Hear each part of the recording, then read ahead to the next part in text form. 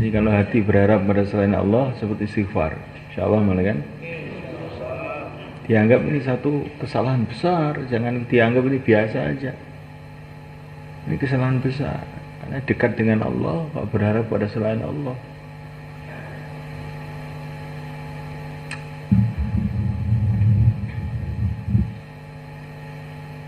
Kemudian senantiasa kita mudzakarah mengenai para malaikat.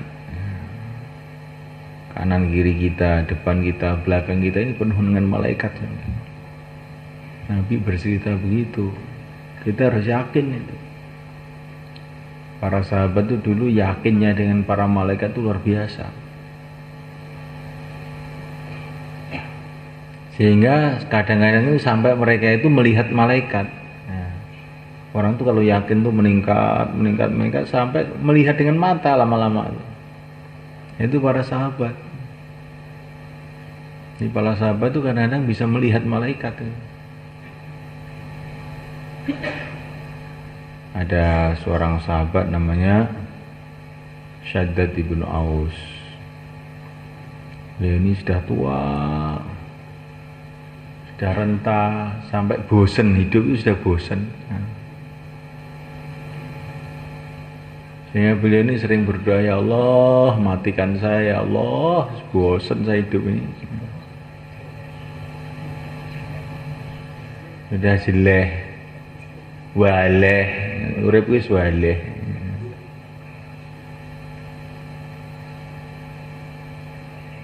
Maka beliau ini duduk di masjid Damaskus di Syam sambil yaitu merenung begitu. Pokoknya hidupnya sudah bosan.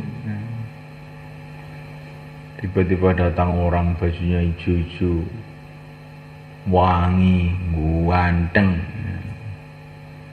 Maka orang tadi baru mendekat, Syaddad ini sudah terasa enak. Oh, ini kok orang kok ganteng sekali.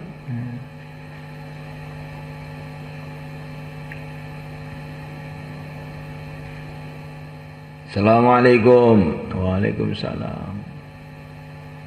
Siapa kamu? Kok belum pernah lihat saya?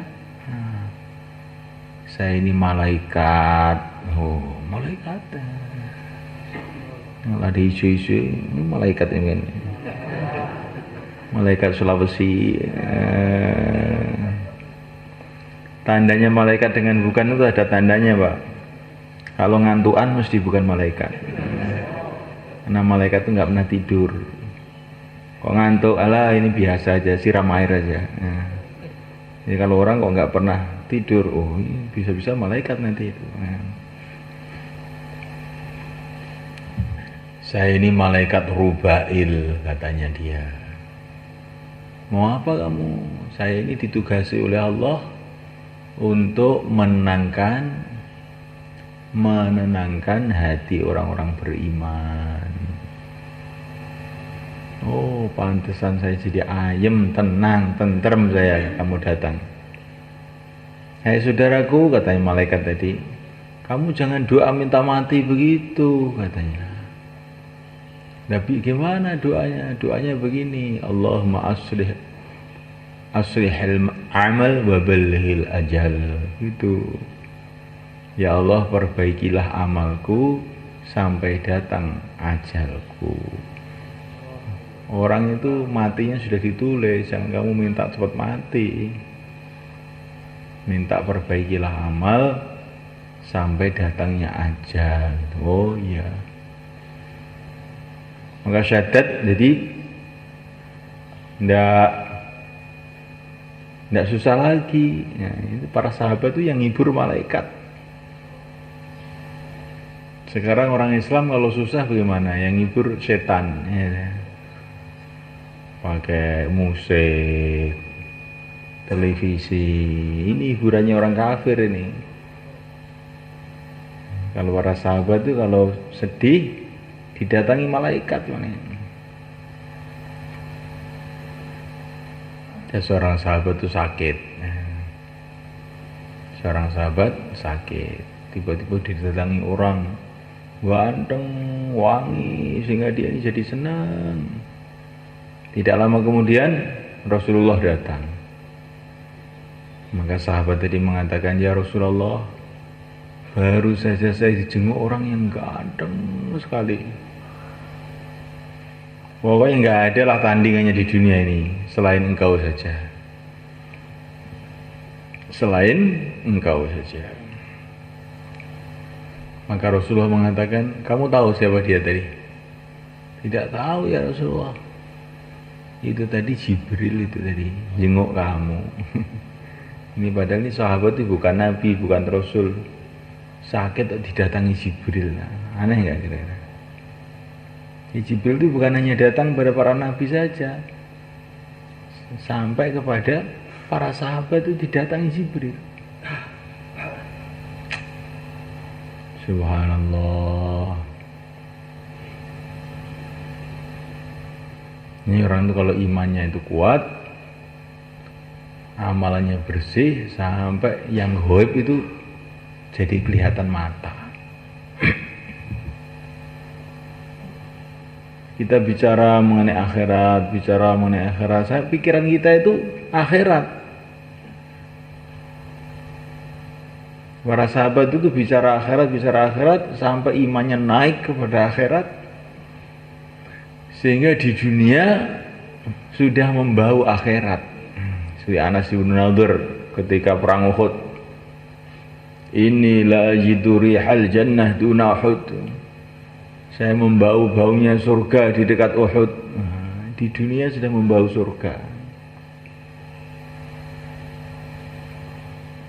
Jadi bukan targetnya itu dengar bayan mengenai akhirat, tapi iman kita naik, sehingga seolah-olah melihat akhirat.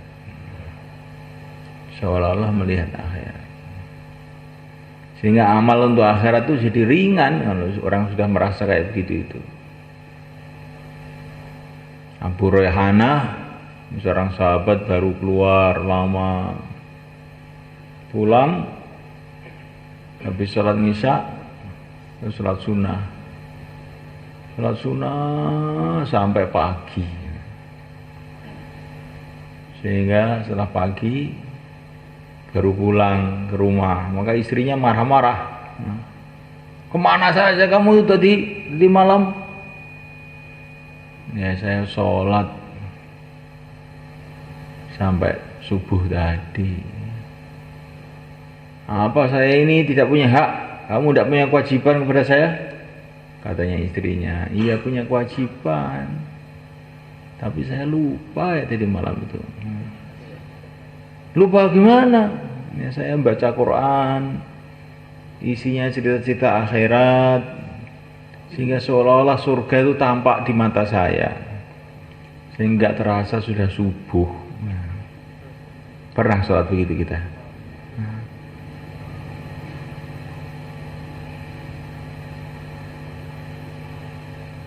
Masya Allah, sahabat kayak begitu.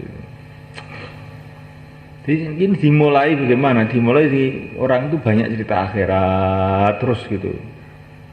Saya mau ke akhirat, rumah saya di akhirat, nabi saya di akhirat, mbah saya di akhirat. Nah, sebentar lagi saya akan mau ke akhirat.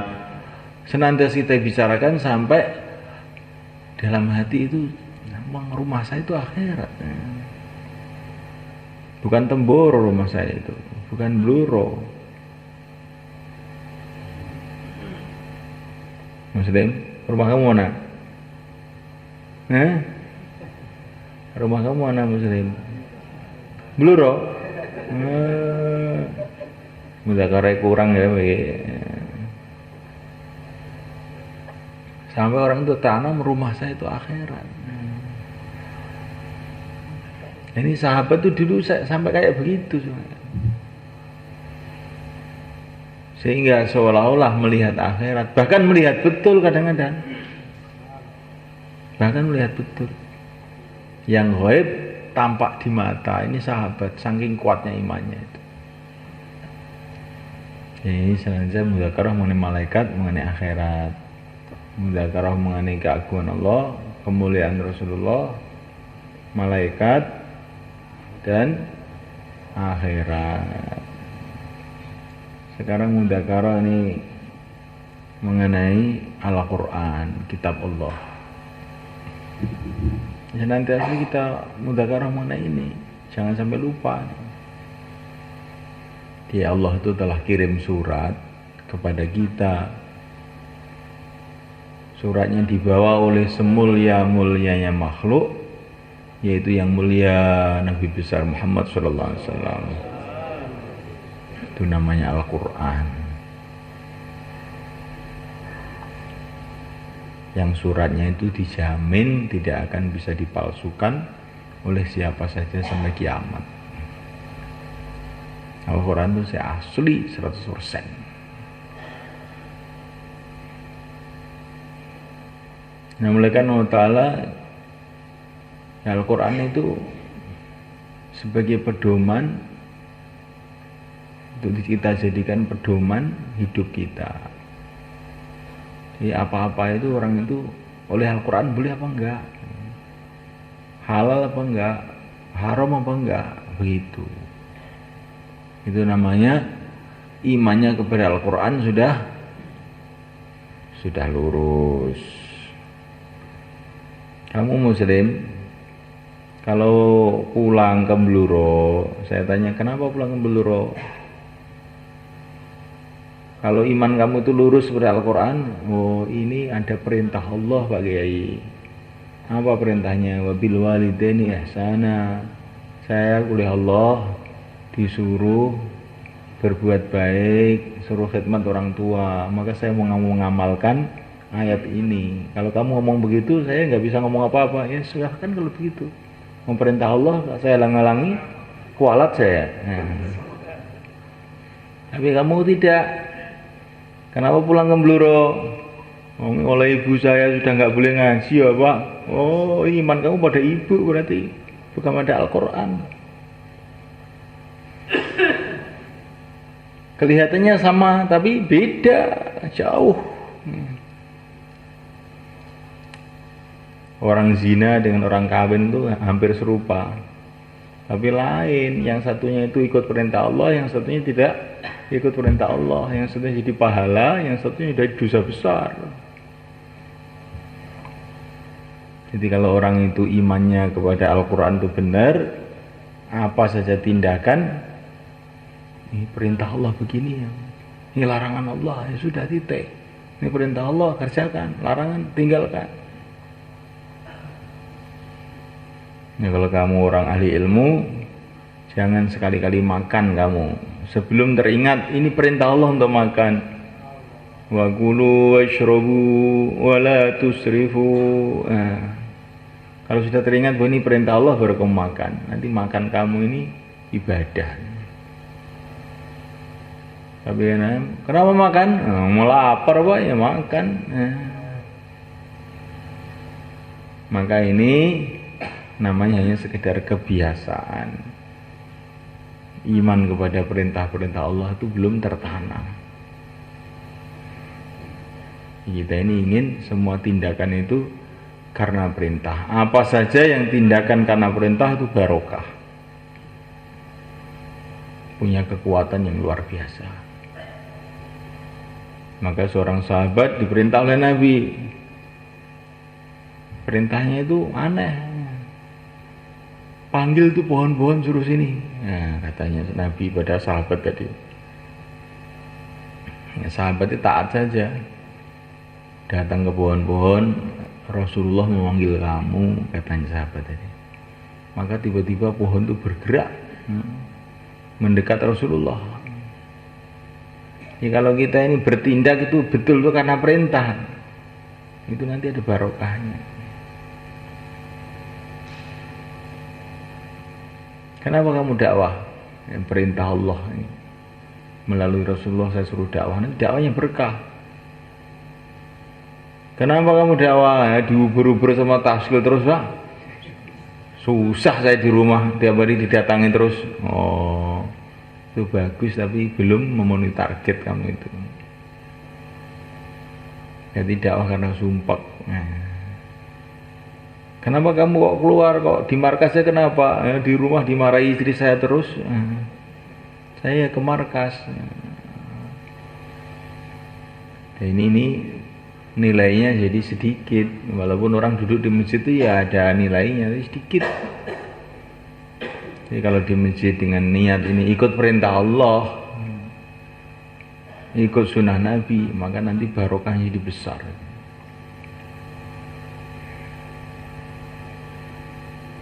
Ya, kerjakan segala sesuatu itu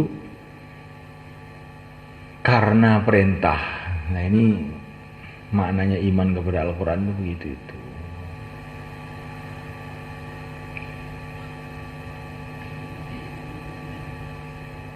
Ada seorang ulama, setelah jauhlah beberapa rumah diusir sama yang punya rumah, maka ulama tadi senang gembira terus pulang.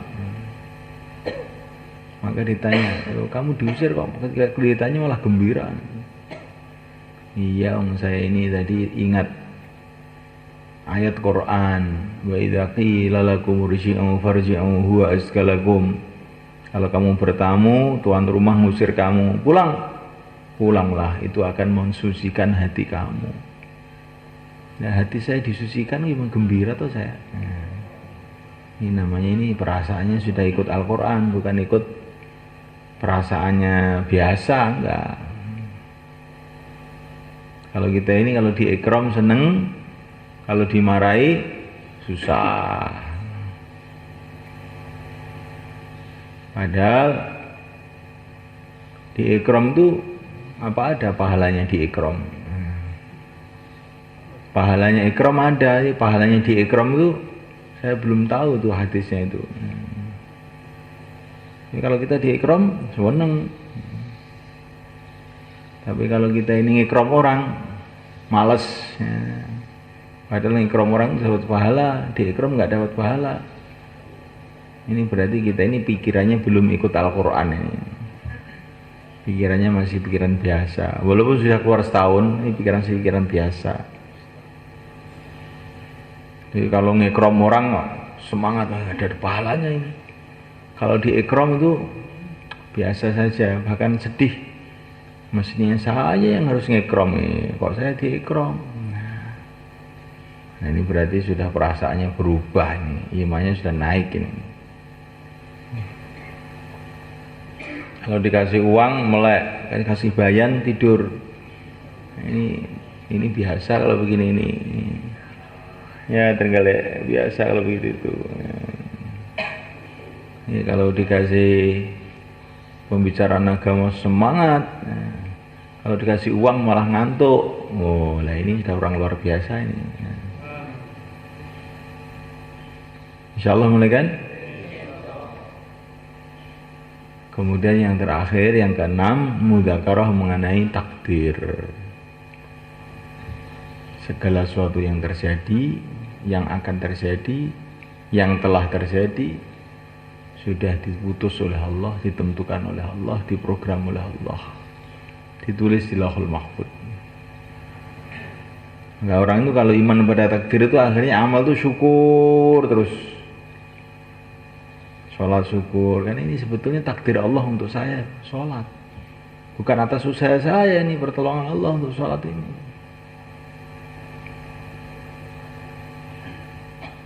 Likai la ta'sau ala ma fatakum wa la tafrahu bima atakum. Orang itu kalau iman pada takdir tidak menyesal terhadap kejadian-kejadian yang telah lalu. Wah, seumpama saya begini untuk dapat duit banyak saya. Oh, nggak bisa. Takdir kamu nggak dapat, tetap nggak dapat. Wah, seumpama saya agak hati-hati sedikit ini nggak ditabrak mobil saya. Oh, nggak bisa. Tulisan kamu di langit sana memang ditabrak begitu itu. Kamu sabar saja. nggak bisa. Seumpama saya nggak ikut dakwah itu mungkin jadi orang kaya saya, bisa jadi manajer sepur. Tapi karena ikut dakwah akhirnya saya miskin. Bukan, memang tulisan kamu di langit itu kamu tuh miskin. Nggak dakwah tetap miskin aja kamu itu. Kamu itu sebelum dakwah saya sudah tahu kok ya miskin. Sekarang juga miskin. Miskin, kaya, semua kejadian itu sudah ditulis oleh Allah. Jangan membicarakan nanti seumpama nggak usah. Kalau baik perintah Allah kita syukur, ya kalau jelek kita istighfar. Sudah gitu aja. Insyaallah kita niat semula kan? Muzakarah mengenai apa tadi? Sebelum takdir apa? Quran.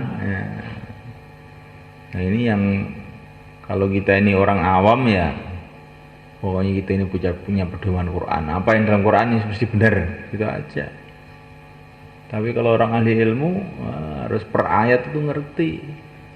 Orang ahli ilmu itu punya kewajiban untuk memahami 6.000 ayat dalam Quran itu, mengamalkannya, meyakininya, memperjuangkannya. Maka orang ahli ilmu itu lain, mulai kan di pahalanya banyak orang ahli ilmu itu. Urusan ini loh, ini kalau ada ilmu tidak direnungi ilmunya ya pahalanya sedikit. Raka'atani min 'alimin zahid khairun min 'ibadatil muta'abbidin ila akhir dahar. 2 rakaat dari orang alim yang zuhud, enggak senang duit. Lebih baik daripada ibadahnya seluruh dunia. 2 rakaat saja. Di orang ahli ilmu itu sholat 2 rakaat itu pahalanya besar, tapi syaratnya zuhud, nggak senang duit. Kalau alim tapi senang duit itu pahalanya itu sedikit, kurang.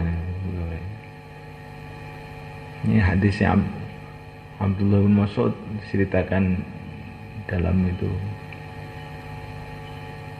Sirajul Talibin karangannya Ghazali itu.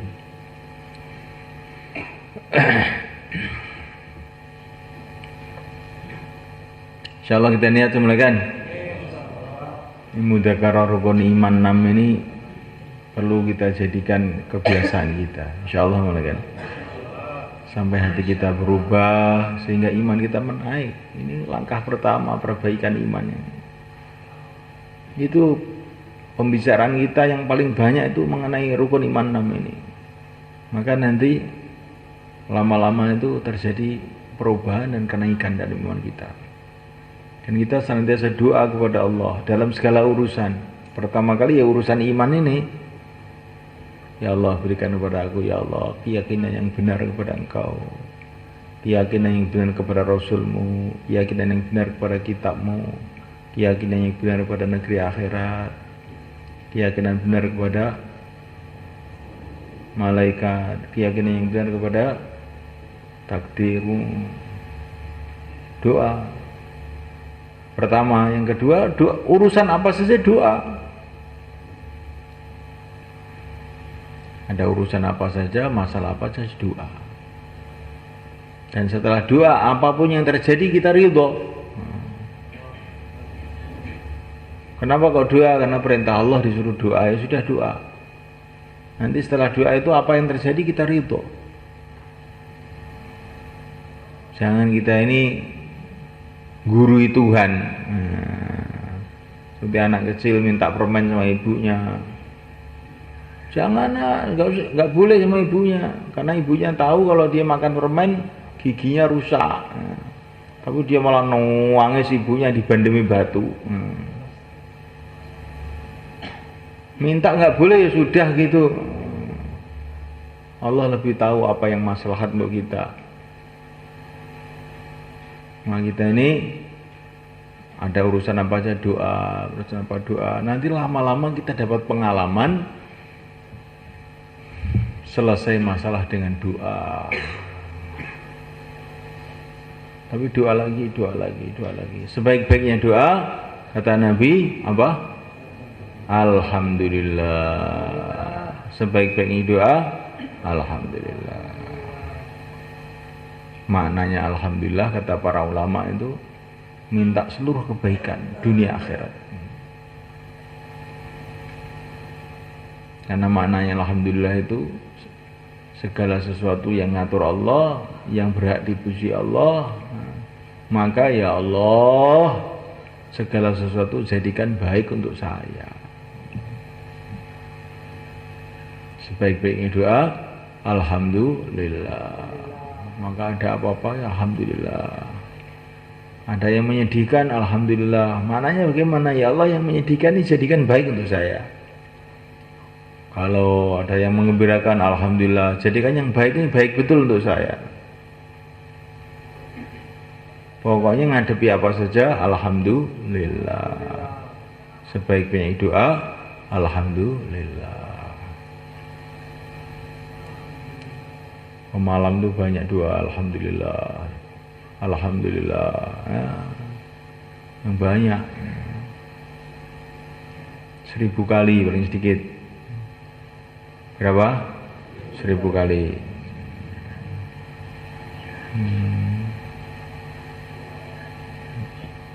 Para ulama itu kalau doa itu senangnya yang banyak-banyak gitu. Karena Nabi mengatakan innallaha yuhibbul mulihhina fid du'a. Allah itu suka, kata Nabi, Allah itu suka dengan orang yang mulih, ngujek-ngujek. Doa lagi. Nah, begitu. Nah, kalau doa itu diulang-ulang, sampai terasa dalam hati itu, plong gitu. Nah, ini sudah baru bisa berhenti. Di doa itu sampai terasa. Insya Allah mulai kan? Mudzakaro iman, kalau ada masalah apa-apa, doa. Sholat 2 rakaat. Buat amalan, sebagaimana yang kita baca dalam fadilah amal itu. Buat amalan-amalan. Karena amalan-amalan ini akan menyelesaikan masalah-masalah kita. Buat dakwah, orang-orang dulu itu menyelesaikan masalah itu dengan dakwah. Karena mereka paham dakwah itu in tansurullah yansurkum. Kalau kamu menolong agama Allah, Allah akan tolong kamu.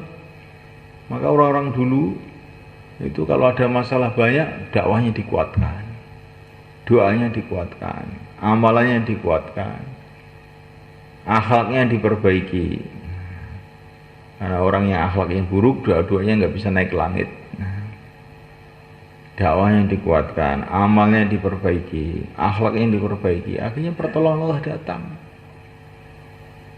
Jadi kalau orang yang nggak paham, kalau ada masalah, dakwahnya malah ditinggal, amalannya ditinggal. Nah, ini keliru. Ini seperti orang punya senjata, setelah ada musuh senjatanya malah dibuang. Gimana ini? Kenapa kamu buang senjata kamu? Ada musuh apa? Nanti kalau sudah nggak ada musuh saya ambil lagi. Loh, senjata itu untuk menghadapi musuh. Punya obat 1 karung, setelah sakit obatnya malah dibuang. Kenapa obatnya dibuang? Saya sakit, Pak. Nanti kalau sudah sembuh nanti saya ambil obatnya lagi. Nah, obat itu untuk orang sakit kok malah dibuang. Punya nasi, setelah lapar nasinya dibuang. Ini tambah parah lagi nih ya. Kenapa kamu buang nasi kamu? Saya lapar apa? Ya saya buang nasinya. Nanti kalau sudah kenyang saya ambil nasi lagi ya. Ini orang gendeng apa gila namanya ya. Lebih gila lagi kalau orang itu ada masalah amalannya malah ditinggal. Kenapa sekarang nggak dakwah lagi? Ya, banyak masalah, Pak. Nah, kenapa sekarang nggak ke masjid lagi? Masih sibuk, banyak masalah. Ini seperti orang punya senjata, setelah ada musuh malah dibuang. Maka sudah mulai kan tambah masalah, amalannya terus dikuatkan. Insya Allah kita niat mulai kan. Untuk itu kita perlu latihan, malaikat. Latihannya keluar jalan Allah, menghidupkan amal-amal masjid. Untuk latihan supaya orang itu menyelesaikan masalah itu dengan amalan, menyelesaikan masalah dengan hubungan kepada Allah. Karena Allah lah yang membuat semua masalah itu sebetulnya. Yang membuat masalah itu bukan fulan.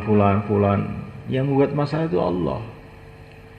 Maka penyelesaiannya kalau kita kembali kepada Allah. Kalau kita nggak kembali kepada Allah, nggak bisa.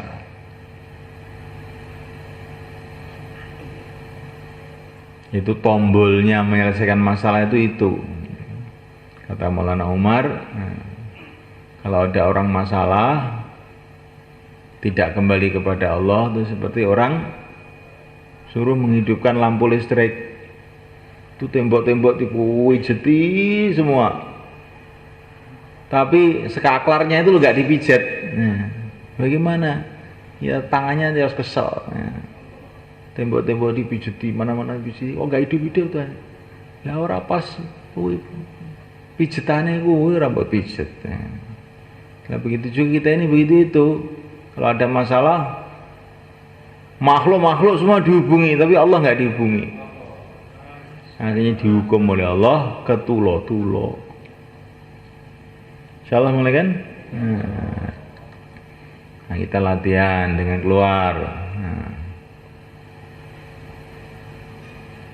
Ya mau keluar 4 bulan, 4 hari tambah masa, sisa masa, silakan beri ke selatan. Monggo. Subhanallah di masa silakan beri ke selatan. Monggo. Subhanallah di